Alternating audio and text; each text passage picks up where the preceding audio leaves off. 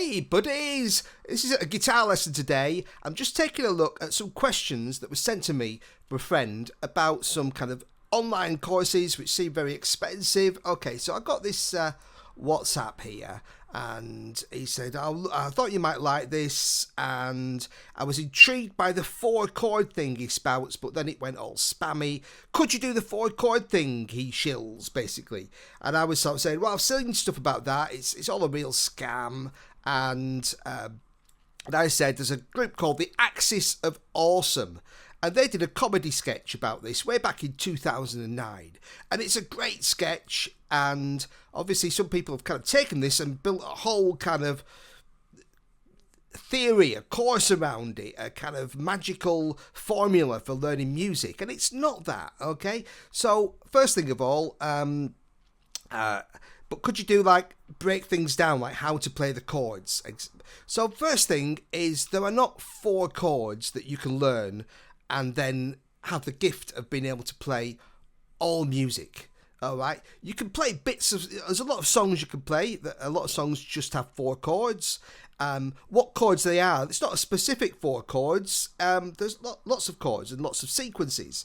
But some chords, a lot of songs will just have 3 or 4. Okay, but it's not 4 specific chords. It's not a magic 4 chords you can learn to play all songs at first start.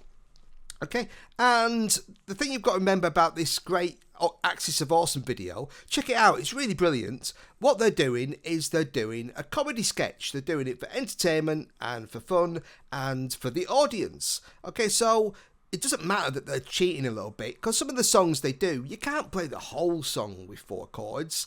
They've just found bits of songs that fit the 4 chords they're playing and put them into a mashup. Okay, so that's something to remember. There's not, one, it comes from a comedy sketch, this whole kind of concept that's been kind of jumped upon as a marketing tool.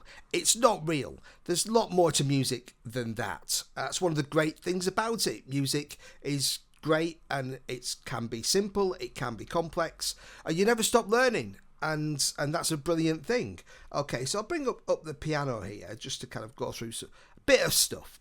So, for example, the 4 chords they use in the sketch were E, B, C sharp minor, and A.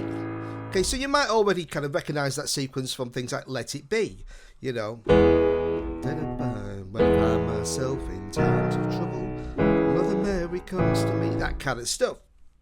And so you'll find these 4 chords used in a lot of songs, maybe in that order, maybe in a different order, might go like that, might be, but there you go. So that's the kind of 4 chords they use in this sketch, and from that, a lot of people have taken this to sort of say, oh, you can play everything with 4 chords. So, for example, on this kind of Ridley course, I had to look at one of the ads, and it said you can play Under the Bridge. Okay, so the start of Under the Bridge, the start of the verse, not the intro, but just the verse bit, you can, it's in the same key as this. It's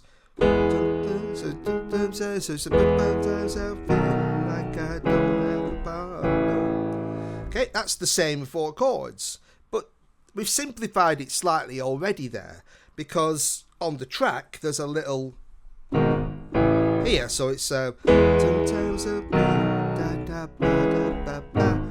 there's that extra little G sharp minor in there, so it's E, B, C sharp minor, G sharp minor, A. But you can get away with just playing E, B, C sharp minor, A. Okay, so to do this kind of 4 chord trick, with a big mashup of songs, you often have to simplify things a little bit. And they're really just using sections of songs that fit over these 4 chords. So, for example, when, this teachers play it, they'll probably just play that bit of verse in a mashup and move on to something else. So the idea that you can play the whole song with those 4 chords when it's a much more complex song, because in the chorus it kind of goes, I don't ever feel like I did that day. It's actually F sharp minor now, a new chord, E, B, A, So now we're on to 6 chords, okay? And then on the outro section, that's you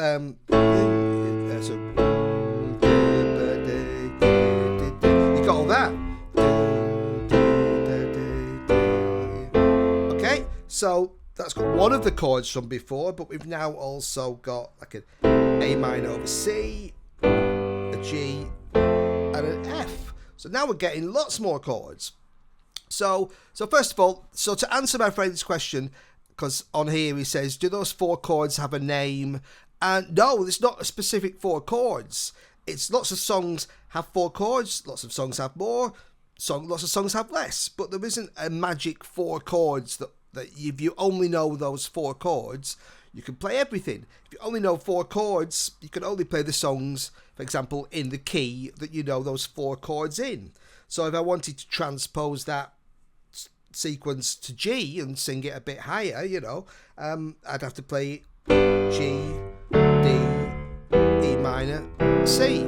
So that's a different 4 chords. So again, it's not a specific 4 chords that you need to learn, and there's no magic 4 chords that somebody has like unlocked the key to, no matter how kind of they promise, you know, that. Okay, so that's it. There's not a kind of 4 magic chords that will unlock the whole of music for you, and you don't need to spend thousands of pounds to be given the secret, because there is no secret. Okay, music's great, and you never stop learning, and the more chords you know, the better, the more songs you can play, etc. All right, so okay, so I'm not going to get into a lot of theory and stuff, just keeping it simple, answering those questions, and so that's it. There's no magic 4 chords. And then just as a kind of following on from that, he said, now I'm getting scammy guitar ads saying that there's a secret checkerboard techniques that pros don't tell you about. Oh yeah, pros don't tell you about. Yeah, you could. That's a big red flag there. And you can skip theory. Another big red flag. You can skip stuff. Bestowed by an unnamed professor of classical guitar. Another big red flag. Okay. Jace, you've been holding out on the checker technique. I don't know what a checker technique is. And as I say in my thing, there is no secret method, okay? I remember if you want to learn the fretboard, I learned it. I didn't sit there going, oh, this is E, this is F. I learned it kind of by osmosis, just as I was playing songs, learning to read music, not just tab, but actual music, and then learning where those notes were on the fretboard.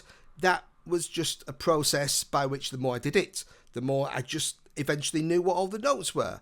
There was no secret magic, but there's lots of different ways you can learn stuff, most of which you can do by getting a book, getting a kind of reputable online course that doesn't charge thousands from somebody who knows what they're talking about and isn't promising some magic formula. Or the best way, what I did when I was a kid, was go to a local music teacher. So I used to go to Dave Kellett's guitar studio in Lancaster, and I have very happy memories of going there and sitting there with him and learning guitar. I loved it.